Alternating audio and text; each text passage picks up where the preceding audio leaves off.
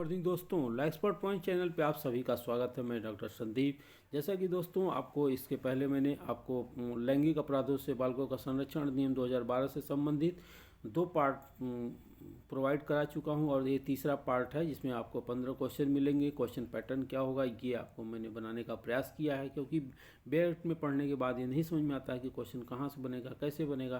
तो इसी सुविधा के लिए मैंने आपको बनाया है। दोस्तों आपसे रिक्वेस्ट है कि आपका कोई कमेंट नहीं आ रहा है, दोस्तों इस पर कमेंट करें जिससे कि मैं आगे का जो आपको माइनर एक्ट से संबंधित वीडियो है उसको बना सकूं। तो दोस्तों आइए हम शुरू करते हैं पार्ट 3 का क्वेश्चन नंबर 1। क्वेश्चन नंबर 1 है दोस्तों, आपको स्क्रीन पे दिखाई दे रहा होगा। आपको लिखा गया है कि पॉस्को अधिनियम के तहत धारा 12 के अंतर्गत लैंगिक उत्पीड़न का अपराध है। तो इसमें क्या किया गया कि संज्ञेय है, अजमानती है, असंज्ञेय है, जमानती है, संज्ञेय है, जमानती है, असंज्ञेय है, अजमानती है। तो दोस्तों इसका सही आंसर आपको बताना है। बताइए आंसर। 1 second, 5 second, 10 second. नहीं, ए इसका ऑप्शन होगा ए, संज्ञेय होगा और अजमानती होगा। दोस्तों क्वेश्चन नंबर 2 पे आते हैं। पॉस्को अधिनियम के अंतर्गत अपराध की रिपोर्ट नहीं किए जाने के संदर्भ में धारा 21 के अधीन गठित होने वाला अपराध क्या होगा। दोस्तों इसमें आपको देखिए ये थोड़ा सा कलर हो गया है ऑप्शन।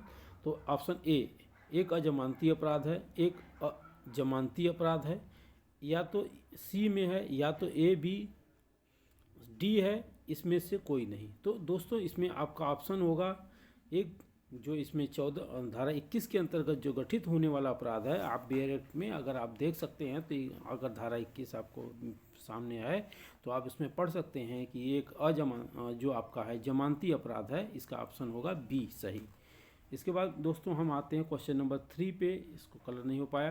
तो दोस्तों आपको देख सकते हैं धारा 4 की उपधारा 2 और 3 किस अधिनियम संशोधन द्वारा अंतः स्थापित की गई। तो इसमें ऑप्शन आपको देखने में मिल रहा होगा ए आपराधिक कानून संशोधन अधिनियम 2013, गलत है। बी इसको निकाल दीजिए, बी आपराधिक कानून संशोधन अधिनियम 2018 द्वारा, सी आपराधिक कानून संशोधन अधिनियम 2020 द्वारा, निकाल दीजिए आपराधिक कानून संशोधन अधिनियम 2019। जैसा कि दोस्तों मैं इसके पहले वाले वीडियो में आपको बताया था, कानून संशोधन अधिनियम जो 16/10 आपको 8 बताया था।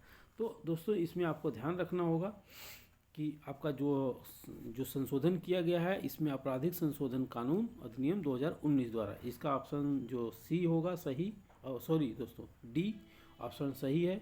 इसके बाद क्वेश्चन नंबर 4 आते हैं। क्वेश्चन नंबर 4 में आपको दिखाई दे रहा होगा स्क्रीन पे रेड कलर कि 16 वर्ष की आयु से कम वाले बालकों पर प्रवेशन लैंगिक हमला किए जाने पर अभियुक्त दंडित किया जाएगा। इसमें ऑप्शन आपको है ए आजीवन कारावास, इसका ऑप्शन आप बताएं, आजीवन कारावास या जुर्माने से, बी आजीवन कारावास और जुर्माने से, बी सी 20 वर्ष तक के कारावास से, डी बी और सी दोनों। मतलब दोस्तों यहाँ पे बी और सी आजीवन कारावास और जुर्माने साथ में हो सकता है कि 20 वर्ष तक के कारावास तक का ही दंड दिया जाए। तो 20 वर्ष तक का मिनिमम होगा और आजीवन कारावास तक वो पहुँच सकता है। ठीक दोस्तों, तो इसका सही आंसर अगर आपको देखना है तो ये डी है। और इसमें अगर आपको डिटेल्स पढ़ना है तो सेक्शन 4 का क्लास 2 पढ़ सकते हैं, सब सेक्शन 2। तो इसके बाद आते हैं क्वेश्चन नंबर 5। क्वेश्चन नंबर 5, किसी अस्पताल, जेल, प्रेषण गृह के कर्मचारी द्वारा उसके संरक्षण में रह रहे किसी बालक पर प्रवेशन लैंगिक हमला किया जाता है तो दंडित किया जाएगा। इसमें ऑप्शन आपको दोस्तों दे रहे हैं हम। ऑप्शन है आपके पास ए धारा 4 के अंतर्गत, बी धारा 6 के अंतर्गत, सी धारा 8 के अंतर्गत, डी धारा 10 के अनुसार। तो आंसर इसका होगा दोस्तों धारा 6 के अनुसार। तो इसमें आपका आंसर होगा बी। ठीक, तो दोस्तों सेक्शन आप जो 6 है उसको आप आराम से पढ़ सकते हैं बेयर एक्ट के माध्यम से। क्वेश्चन नंबर आते हैं 6। क्वेश्चन नंबर 6 है आपका, एक्स अपने मोबाइल फ़ोन में बालक चाइल्ड पोर्नोग्राफिक सामग्री भंडारित कर के रखता है इस उद्देश्य से कि वह वाई के साथ ही साझा करेगा, एक्स दंडित किया जाएगा। यहाँ पे दोस्तों आपको ऑप्शन में दिया जा रहा है ए 5,000 रुपये तक के जुर्माने से, बी 3 साल तक के कारावास या जुर्माने से, सी उपरोक्त दोनों से, और डी 5 साल तक के कारावास से। तो आंसर इसका होगा दोस्तों, आपको स्क्रीन पे दिखाई दे रहा होगा, ए 5,000 तक के जुर्माने से दंडित किया जाएगा। और इसका आंसर अगर आपको डिटेल पढ़ना है तो धारा 15 का 1 पढ़ सकते हैं, सबसेक्शन 1। इसके बाद आपको क्वेश्चन नंबर 7, क्वेश्चन नंबर 7 में दोस्तों आपको दिखाई दे रहा होगा कि इसमें आपको बहुत ही सटीक आंसर देना होगा। इस पर थोड़ा ध्यान से पढ़ना होगा, क्योंकि इसमें पूछा गया कि गलत कथन इंगित कीजिए। तो दोस्तों इसमें आपको दिखाई दे रहा होगा कि कोई भी व्यक्ति, ये है, कोई भी व्यक्ति या बालक को जो अपराध की जानकारी रखता है पुलिस यूनिट को सूचित करेगा। बी है, अपराध होने की संभावना होना भी एक पर्याप्त आधार है पुलिस यूनिट को सूचित करने के लिए। सी है, जिस व्यक्ति द्वारा जानकारी दी गई है सूचना पर हस्ताक्षर करवाए जाएंगे। सी, ये जरूरी नहीं है दोस्तों, जिस व्यक्ति द्वारा जानकारी दी गई है सूचना पर हस्ताक्षर करवाया जाना आवश्यक नहीं है, इसलिए आंसर गलत है दोस्तों। इस बार सूचना देने वाले के वह पढ़कर सुनाई जाएगी, ये तो सही है, किंतु आप इसमें आंसर जो गलत है सी। इसको क्वेश्चन नंबर आप देखना चाहते हैं डिटेल तो धारा 19 में देख सकते हैं। अब आते हैं क्वेश्चन नंबर 8। क्वेश्चन नंबर 8 है, गोपनीयता का नियम किस धारा में दिया गया है। दोस्तों वेरी वेरी इंपॉर्टेंट क्वेश्चन आपके सामने है स्क्रीन पे। अब ऑप्शन देखें, ए 19, बी 24, सी धारा 32, डी धारा 23। आंसर होगा धारा 23, आप डिटेल पढ़ सकते हैं। इसके बाद क्वेश्चन नंबर 9, क्वेश्चन नंबर सही कथन इंगित कीजिए। इसमें सही कथन इंगित करना है दोस्तों। अब आते हैं ए, बालक की चिकित्सीय परीक्षा के लिए पहले प्रथम सूचना रिपोर्ट या परिवार रजिस्ट्रीकृत करवाना आवश्यक नहीं है, कराना आवश्यक है दोस्तों। नहीं, गलत होता है। बालक की चिकित्सीय परीक्षा के लिए हमेशा पहले प्रथम सूचना रिपोर्ट या परिवार रजिस्ट्रीकृत कराया जाना अनिवार्य है दोस्तों, सही।